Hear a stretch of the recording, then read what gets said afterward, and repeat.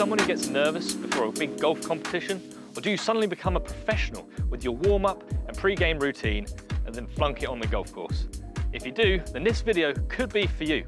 I'm going to be joined by Alex Elliott, a Golf Monthly Top 50 coach, where we're going to be breaking down the mistakes amateurs make before going out into a big golf competition.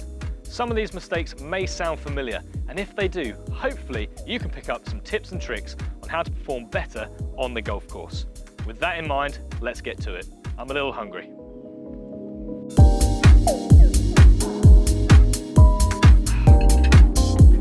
Right, I'm stuffed now.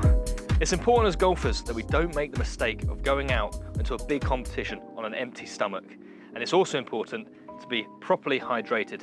18 holes is a long time, and it's a big competition. You want to make sure you're properly fueled before you go out. Yes, you can carry bottles of water out on the golf course, but let's start as we mean to go on.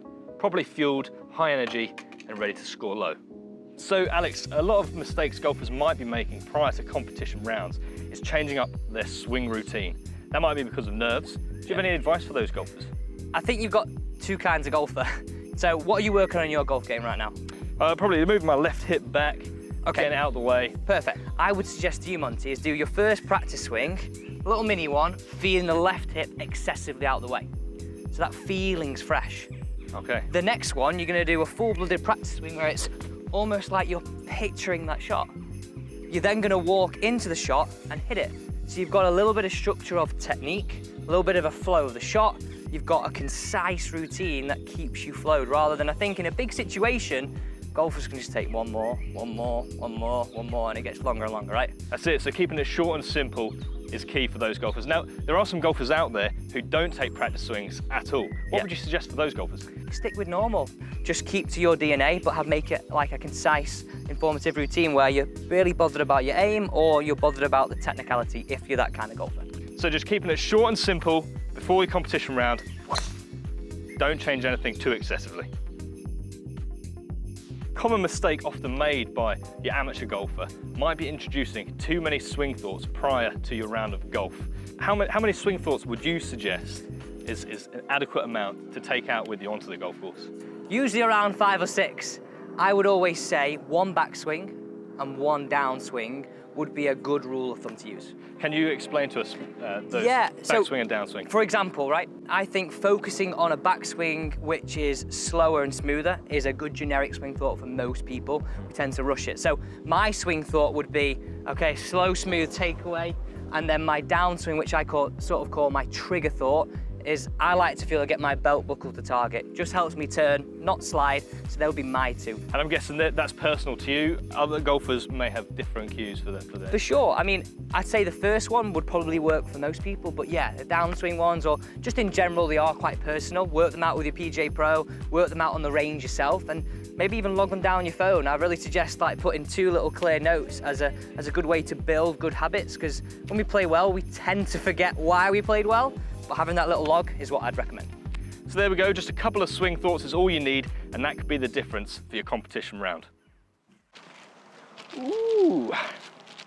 Whoa, Monty, what are we doing here? It's Club Champs, mate. Oh, Alex, I was just about to implement a new wedge into my set, take out these old things and put in this new one. Well, it's supposed to make me play better, no? Yeah, I get it, right? Your grooves might be a little bit shot on these, but it's new. New season, new looking wedge, it might look a bit different, a little bit shinier. Your eyes aren't going to be used to it. Even though I know you might feel a bit better with spinning it, I wouldn't put it in.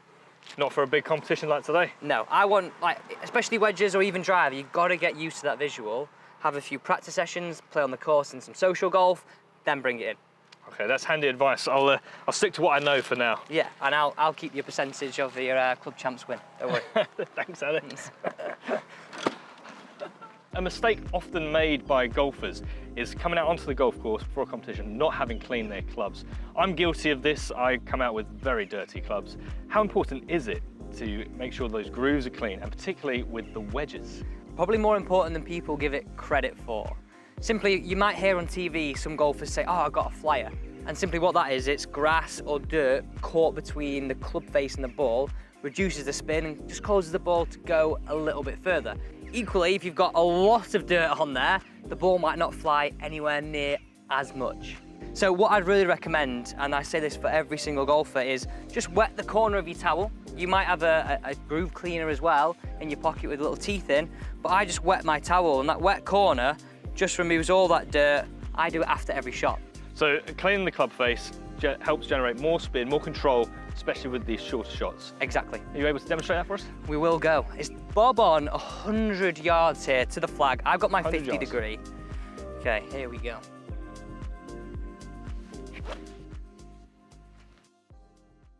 So finally, warming up. Alex, how important is it to have a warm-up routine prior to a competition round of golf? Very. Like, we've got to think golf is quite a dynamic sport. So if you're not ready to go, I mean, you hear the old analogy of you start playing golf on the 4th hole when you've not warmed up.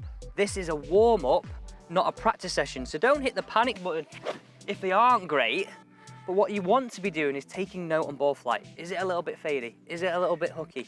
What are my patterns? Because that's the knowledge, whilst you're warming up and the body's ready, that's the knowledge you can take to the course. Now, a lot of golfers might be watching and see Tiger Woods coming out onto the driving range and hitting wedge all the way through to driver. Is that something you would recommend? No, I would just pick evens or odds. Like, most of us don't have time, right? We probably have our 4.5 hours, we'll have a pint afterwards. We want to spend 10 minutes max here. And for golfers who don't have access to a driving range like this, you mentioned there are some movements that we can do to get warmed up, to get loose, ready for that round of golf. Are you able to take us through those? Yeah, it's going to look like a bit of an 80s dance routine, but what I'd really recommend him, Monty, is just actually making a few dynamic moves. So the first one, I mean, if you want to do this one with me, is just getting golf posture, and then you're going to sort of angle your club away from you. I'm just going to make some chops out and away, and maybe just do 8 in this direction. And once you feel like you're starting to loosen off, you're then going to change the angle and just chop in the other direction. You loosen up the back, you're in golf posture. A lot of people don't do many exercises in this space. A lot of people do a lot of stuff here. So it just gets our body ready. Other things you can do, I'd really suggest a bit of a lunge up, and then maybe you can add a twist in as well, and just do that with alternating legs. Alternating legs. I think one side is good enough for me. The thing I would say is there's not anything specific I would say you should do as those stretches.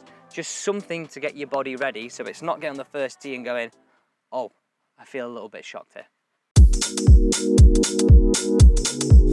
So there we have it. Common mistakes made by your everyday golfer for a competition round of golf, broken down for you by Alex Elliott. Now, if any of these scenarios sounded familiar, or if there's anything we didn't mention, please do let us know in the comments. From Kedleston Park Golf Club, thank you for watching. Bye-bye.